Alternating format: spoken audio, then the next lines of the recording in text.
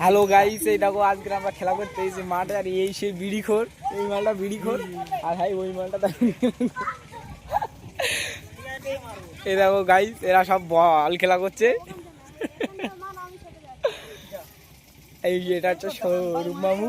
আর high কে গুলকিদেরকে দেখো, যে ফু ফু দিলি গোলতে উড়ে চলে যাবে, সেই দিক গুলকিদের গেছে। ও তারি গুড সেভ, হেভি সেভ দিয়েছে এই মাত্র।